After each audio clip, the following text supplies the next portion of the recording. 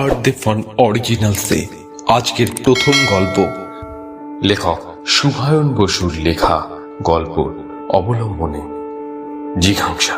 শুভায়ন বসু, তার জন্ম হয় 10ই নভেম্বর 1973 খ্রিস্টাব্দে কলকাতায়। কর্মসূত্রে বর্তমান ঠিকানা Durgapur, Paschim Bardhaman. Baranagar Ramakrishna mission high school ও সেন্ট জেভিয়ার্স কলেজে পড়াশোনার পর মেডিকেল ও মেটালজিক্যাল ইঞ্জিনিয়ারিং পাশ করে মার্কেটিং ম্যানেজমেন্টে MBA করেন। কবিতা, ছড়া, গল্প ও রম্য রচনার নানান পত্রপত্রিকায় তার প্রকাশিত হয়েছে, পেয়েছেন বহু পুরস্কার। নিয়মিত ব্লগ লেখেন, ফেসবুকের উজ্জ্বল তার উপস্থিতি। আরও ভালোবাসেন অবসরে বই পড়তে ও ছবি আঁকতে। তার প্রথম কাব্যগ্রন্থ ফুল ফুটবে বলে একদিন, বিপরীত বর্ণমালা এবং লেখক যে ব্লগটির মধ্যে লেখেন সে ব্লগটি হল www.bluebasu22blogspot.com। শুনতে থাকুন লেখকের আজকের গল্প।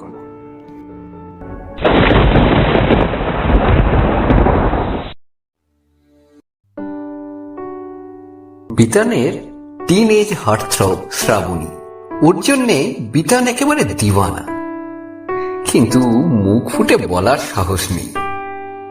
শুধু ওকে ফলো করে, ওর চালচলন লক্ষ্য করে। নিয়মিত মামার কাছে শ্রাবণীকে পড়তে আসতেই হয়, আর তার ফাঁকেই জন্মেছে প্রেম। ওর কথাবার্তা, চালচলন সব বিতানের এত ভালো লাগে যে একেবারে ফিদা হয়ে যায়।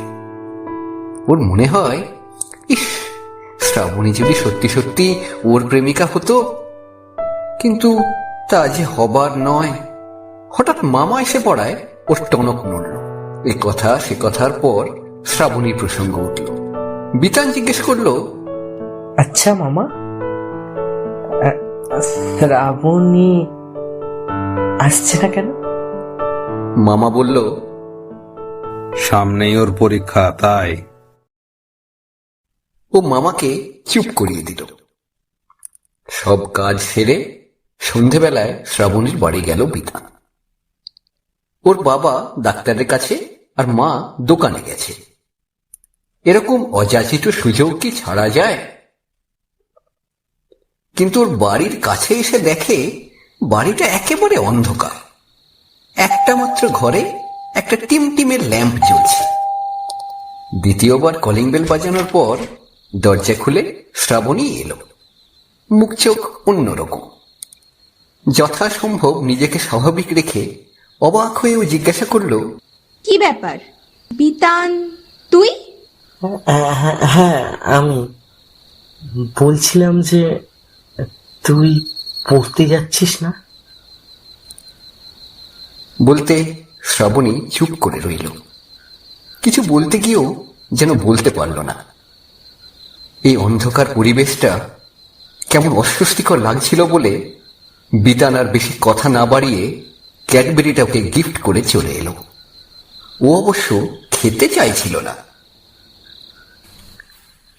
পরদিন বিতানের ঘুম ভাঙল মায়ের ডাকে। কাঁচা ঘুম ভেঙে যাওয়ায় খাপ্পা হয়ে একচোট হাত ডাক করতে যাবে, তখনই উত্তেজিত হবে মা বলল, ওরে ওরে ওঠরে ওঠরে, সর্বনাশ হয়েছে। এই মাত্র খবর পেলুম ওই শ্রাবণীর কি একটা হয়েছে। বোধহয় মেয়েটা আর নেই রে। ব্যাপারটা বুঝতে পেরে বিতান জামাটা গলিয়েই ছুটল। ওদিকে মামাকে পাওয়া যাচ্ছে না বলেও মা ভীষণ চিন্তিত। কিন্তু মামা তো ঘুমোচ্ছে। নানান ভাবনা চিন্তা এসে বিতানের মাথায় দানা বাঁধতে লাগলো। মা আজ মশলা বাটবে কিসে? সেপটিক ট্যাঙ্ক সাফাই করাই বা হবে কবে? যা হোক, ঘটনাস্থলে এসে দেখে সারা পাড়ার লোক ঝেঁটিয়ে জড়ো হয়েছে। ঢুকতে গিয়েই পুলিশের ব্যারিকেডে আটকা পড়তে হলো। এর ওর মুখে শোনা গেল শ্রাবণী নাকি বিষ খেয়ে মারা গেছে। ওর বাবা মা রাতে ফিরে এসে দরজা খুলে দেখে এই কাণ্ড। কাল সন্ধে ওর সঙ্গে শেষ কথাবার্তা, আর আজ এই মৃত্যু, আর আনুষঙ্গিক ছোটখাটো নানান ঘটনা ঘোরালো রূপে বিতানের মনে হানা দিতে লাগলো। ঘরে ক্যাডবেরির প্যাকেট পড়েছিল। আরো একটা বিষয় ওকে খুব চিন্তায় ফেলল। মামাও কাল থেকে গায়েব, গেল কোথায়? এই ঘটনার সঙ্গে কি তবে মামারও কোনো যোগসূত্র রয়েছে? তখনই সব মনে পড়ে গেল বিতানের। সেদিন মামার ঘরে ও হঠাৎ ঢুকে পড়েছিল। আসলে নানা ছুটোয় শ্রাবণীর সঙ্গে মিশতে চাইতো তো, তাই শ্রাবণী পড়তে এলে বিতানের আর পড়ায় মন বসত না, খালি ওর পিছনেই ছুক ছুক করত। সেদিনও ওরকম খবরের কাগজ খুঁজতে মামার ঘরে ঢুকে ওর ইচ্ছে ছিল ওর নতুন মোবাইলে লুকিয়ে শ্রাবণীর একটা ছবি তুলবে। কিন্তু আজকের কাগজটা তোমার। বলতে বলতে পর্দা সরিয়ে ঘরে ঢুকতেই দেখে মামা আর শ্রাবণী একে অপরকে জড়িয়ে ধরে চুমু খাচ্ছে। তোমার কাছে আছে? স্যার টাস্কগুলো নেবেন না? এই কাল কি হোম টাস্ক গুলো দেয়া ছিল, বের করো। দৃশ্যটা দেখেই ওর পা থেকে মাথা অব্দি রাগে ঘৃণায় জ্বলে গিয়েছিল। বিতানের গলা পেয়েই ওরা ছিটকে দুজনে দুদিকে সরে গেল, আর আবার হোম টাস্কের আলোচনা শুরু করে দিল। আর বিতানও যেন কিছুই দেখেনি এমন ভাব করে অন্যদিকে ঘুরে বইয়ের তাকটা ঘেঁটে ফিরে গিয়েছিল। কিন্তু সেই ঘটনাটাও কোনোদিন ভুলতে পারেনি। ওর বুকটা যন্ত্রণায় দুমড়ে মুচড়ে গিয়েছিল। মামাও আর সে নিয়ে ওকে কখনো কিছু বলেনি, হয়তো ভেবেছে ও কিছু দেখেনি। কিন্তু সেই থেকে বিতান দুজনকেই ঘৃণা করতে শুরু করে দিয়েছিল। শ্রাবণীকে, যাকে ও প্রাণ দিয়ে ভালোবাসতো, মনে মনে এত চাইতো, সেই শ্রাবণী অন্য কারো। সেই দিন থেকেই ওর একমাত্র ধ্যান জ্ঞান হয়ে গেল দুজনের উপর কি করে প্রতিশোধ নেওয়া যায়। হঠাৎ একদিন সুযোগ এসে গেল। বাড়িতে তখন কেউ ছিল না। বিতান মামাকে শ্রাবণীর কথা জিজ্ঞাসা করল। শ্রাবণী পড়তে আসছে না কেন? ফোনও তো ধরছে না কেন? তুই ফোন করেছিলি? মামা অবাক হয়ে বলল, হ্যাঁ, আমি জানি, আমি সব জানি। বিতান কড়া চোখে বলল, কি জানিসটা কি? বেশি পাকামি করবি না। মামা ধমকে বলেছে। বিতানের চোখ মুখ তখন পাল্টে গেছে। এক ভয়ঙ্কর রাগে ওর শরীরের ভিতর লুকিয়ে থাকা পিশাচটা তখন বেরিয়ে আসছে। আমি সব জানি, সব, সুর করে বলল বিতান। তারপর হাতে লুকিয়ে রাখা হামানদিস্তাটা বের করেই হঠাৎ এক ঘা বসিয়ে দিল মামার মাথায়, মোক্ষম ঘা। মামা একেবারেই তৈরি ছিল না এই হঠাৎ আক্রমণের জন্য। করে দু হাতে মাথাটা ধরে মাটিতে পড়ে ছটফট করতে লাগলো। একটা মাত্র শব্দই উচ্চারণ করতে পেরেছিল মামা। তার আগেই উপর্যুপরি দু তিনটে নৃশংস ঘা দিয়ে সেটাও থামিয়ে দিল বিতান। রক্তে ভেসে গেল মেঝে। বিতান রাগে কাঁপতে লাগলো। কেন কেন তুমি আমার শ্রাবণীকে আমার থেকে ছিনিয়ে নিলে? কেন তুমি আমার ভালোবাসাকে আমার হতে দিলে না মামা? কথা বলো, উত্তর দাও, উত্তর দাও মামা, কথা বলো। কেন? পাগলের মতো করতে লাগলো বিতান। মামা তখন নিষ্পন্দ। মামার রক্তটা মামারই গায়ের গেঞ্জিটা খুলে নিয়ে মুছে ফেলল ও। তারপর সেটাই মাথায় কষে বেঁধে দিল যাতে আর রক্ত না বেরোয়। তারপর মামার পা ধরে টানতে টানতে বাড়ির পিছন বাগানে নিয়ে গিয়ে ফেলল। বেশি সময় হাতে নেই, যে কোনো সময় মা ফিরে আসতে পারে। বাবা তো আর ফিরবে না।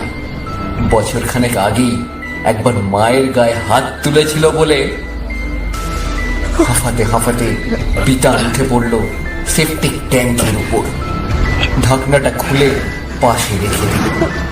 ওর গায়ে তখন অমানসিক শক্তি। কাঁদতে কাঁদতে মামার শরীরটা পাঁজা কোলা করে তুলে সেপটিক ট্যাঙ্কের ভিতরে ফেলে দিল ও। তারপর ঢাকা দিয়ে দিল। সাবান জল দিয়ে রক্ত মুছে মিনিট 10 মধ্যেই সব টিপটপ। চোখের জল মুছে মুহূর্তে স্বাভাবিক হয়ে গেল বিতান। কি হয়েছে এতক্ষণ? কিচ্ছু না। শ্রাবণী তো ওর ফোন ধরে না। বাধ্য হয়ে একটা মেসেজ পাঠালো ওকে। জানিস মামা মরে গেছে। মিনিট খানেক বাদেই শ্রাবণীর ফোন। কি বলছিস কি? শ্রাবণী বলল, মরে গেছে, মরে গেছে। সুর করে বলে ফোনটা কেটে দিল বিতান। সন্ধেবেলা শ্রাবণী আজ একা থাকবে ও জানি। ক্যাডবেরিটা নিয়ে শ্রাবণীর বাড়ি চলে গেল ও। ক্যাডবেরিটা শ্রাবণীর হাতে দেওয়া মাত্র ও অবাক হয়ে তাকিয়েছিল বিতানের দিকে। আরে তোর জন্য। হেসে বলেছিল বিতান। তুই তখন ফোনে কি সব উল্টো পাল্টা বলছিলি? অবাক হয়ে বলল শ্রাবণী। বিতান চলে আসছিল। হঠাৎ কথাটা শুনে ও ঘুরে দাঁড়ালো। ওর চোখে তখন আগুন জ্বলছে। মামা তোকে খুব ভালোবাসতো না রে শ্রাবণী? বিতান গম্ভীরভাবে বলেছিল। বিতান আজ যেন একটু অন্যরকম। কিন্তু বিতানের মতো একটা ক্যাবলা মুখচোরা ছেলে যে হঠাৎ এরকম করতে পারে তাও ভাবতেও পারেনি। না মানে? শ্রাবণী ঠিক মতো উত্তর দিতে পারল না।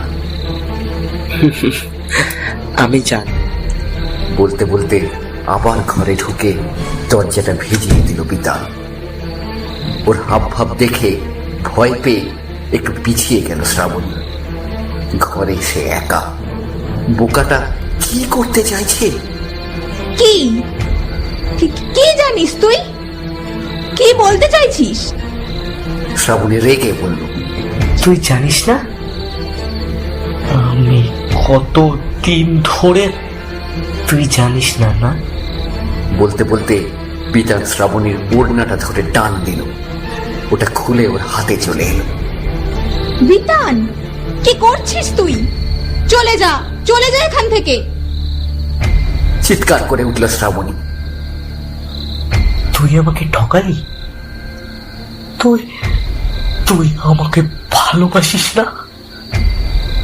বিতানেরও রাগ চড়ছে। চলে যা বিতান, ভালো কথা বলছি, না হলে কিন্তু চেঁচিয়ে লোক ডাকবো। শ্রাবণী মরিয়া হয়ে বলে, আমি সব দেখেছি, আমি সব জানি। মুহূর্তে শ্রাবণীর হাতটা এক হাতে চেপে ধরে অন্য হাতে ওড়নাটা ওর দু হাতে জড়িয়ে দিয়ে 2-3 প্যাঁচ ঘুরিয়ে দেয় বিতান। শ্রাবণী পালাতে গিয়ে পড়ে যায়। ওর হাতে ধরা ক্যাডবেরিটাও মাটিতে পড়ে যায়। আমাকে লুকিয়ে মামার সাথে প্রেম করতিস না? হ্যাঁ কিরে, মামার সাথে প্রেম করতিস তো? হ্যাঁ, আমাকে লুকিয়ে, হ্যাঁ লুকিয়ে। বলতে বলতে কেঁদে ফেললো বিতান। আমার আমার ভালোবাসার এইরকম মূল্য দিলি তুই? তুই তো আমাকে ভালোবাসিস না। এখন আমি কাকে নিয়ে বাঁচবো? বলতে পারিস কাকে নিয়ে বাঁচবো এখন আমি? আমার এখন কি হবে? তুই তো আমাকে ভালোবাসিস না, আমার এখন কি কি হবে আমার? ফুপতে থাকে বিতান। ও যেন তখন আর সুস্থ মানুষ নয়। শ্রাবণী ছেড়ে দে, ছেড়ে দে আমায়। বলে বৃথা লড়াই করতে থাকে। বিতান ধীরে সুস্থে প্যাকেট থেকে ক্যাডবেরিটা বের করে ফেলে। তারপর হঠাৎ শ্রাবণীর মাথাটা এক হাতে মাটিতে ঠেসে ধরে। শ্রাবণী প্রাণপণে দু হাত দিয়ে বিতানের হাতটা সরাতে চেষ্টা করে, কিন্তু ওড়না দিয়ে বাঁধা বলে সেভাবে পারে না। বিতানের গায়ে তখন অসুরের শক্তি।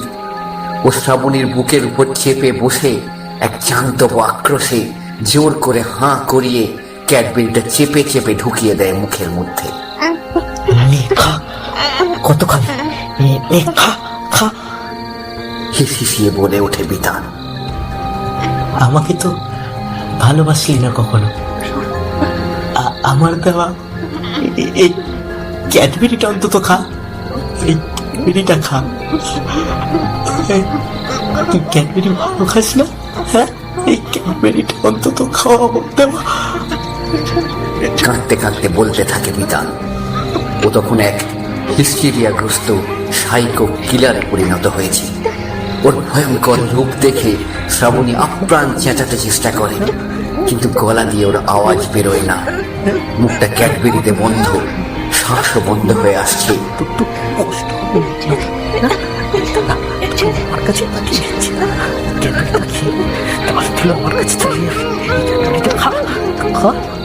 চলে যাবি। আমি তো তোকে ভালোবাসি। আমি তো চাই না, আমি চাই খুশি থাকিস, খুব খুশি থাকি। যা আমার কাছে পৌঁছে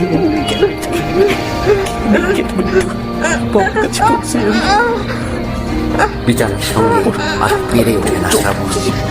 গোঙাতে গোঙাতে আস্তে আস্তে নিস্তেজ হয়ে যায়। বিতান শ্রাবণীকে ছেড়ে দিয়ে উঠে পড়ে। যত্ন করে ওর হাতের ওড়নার বাঁধনটা খুলে দেয়। তারপর দ্রুত বেরিয়ে যায় ঘর থেকে। যাওয়ার সময় বাইরে ভালো করে তাকিয়ে দেখে নেয়, না, অন্ধকারে কেউ কিচ্ছু দেখেনি, কেউ কিছু শুনেও নি। সব কাজ শেষ। বিতান শান্তভাবে বাড়ি ফিরে আসে, আবার ভালো মানুষটি যেন। পুলিশ যখন এসেছে, শ্রাবণীকে পোস্টমর্টম করলেই জানা যাবে টিকটিকির বিষে মৃত্যু। মাছের পেটে মরা টিকটিকি ভরে মাটিতে পুঁতে পচিয়ে শুকিয়ে নানা কায়দায় তৈরি করা বিষ। সব মনে পড়ে যেতে ঘটনাস্থল থেকে বেরিয়েই বিতান পাগলের মতো ছুটতে লাগলো রাস্তা দিয়ে। কোথায় যাবে ও? পাশেই একটা 5 তলা ফ্ল্যাট বাড়ি। দিক বিদিক জ্ঞান হারা হয়ে সেটায় ঢুকে পড়ল ও। সিঁড়ি দিয়ে লাফিয়ে লাফিয়ে উঠতে লাগলো। তাড়া করে এলো দারোয়ান, কিন্তু বিতানের সঙ্গে পারে?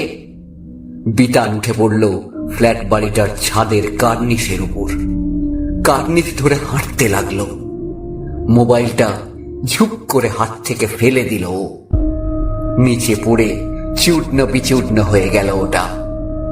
জীবনটাও তো তাই। এখন ওর নিজের পা স্লিপ করলে কি হবে?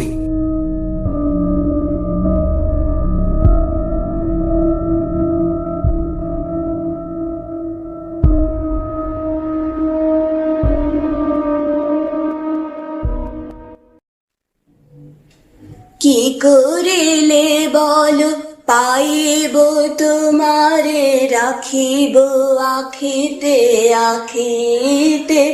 ওহে কি করিলে বলো পাইব তোমারে, রাখিব আখিতে আখিতে। ওহে এত প্রেম আমি কোথা পাবো না, এত প্রেম আমি কোথা পাবো না। তোমারে হৃদয় রাখিতে আমার সাধ্য কি বা, তোমারে দয়া না করিলে কে পারে। তুমি আপনি না এলে কে পারে হৃদয় রাখ আখিতে মাঝে মাঝে তব দেখা পাই, চিরদিন কেন পাই না মাঝে মাঝে তব। শেষ হলো আজকের গল্প, লেখক শুভায়ন বসুর লেখা জিঘাংসা। গল্প পাঠে আশিক। গল্পে বিতানের চরিত্রে অর্পণ, মামার চরিত্রে হাসান, শ্রাবণীর চরিত্রে পিয়ালি এবং বিতানের মার চরিত্রে মারিয়াম। গল্পটি যদি আপনাদের ভালো লেগে থাকে তবে অবশ্যই আমাদের চ্যানেলটি লাইক, সাবস্ক্রাইব এবং শেয়ার করবেন। এছাড়াও আপনারা আপনাদের লেখা নিজস্ব গল্প আমাদের চ্যানেলে পাঠাতে পারেন। আমাদের মেইল আইডি হল artthefun@gmail.com। আপনাদের গল্প যদি আমাদের ভালো লাগে বা আমাদের পছন্দ হয় তবে আমরা আপনার গল্পটিকে নিয়ে অডিও প্রেজেন্টেশন বানাতে পারি। ভালো থাকবেন, সুস্থ থাকবেন। ধন্যবাদ।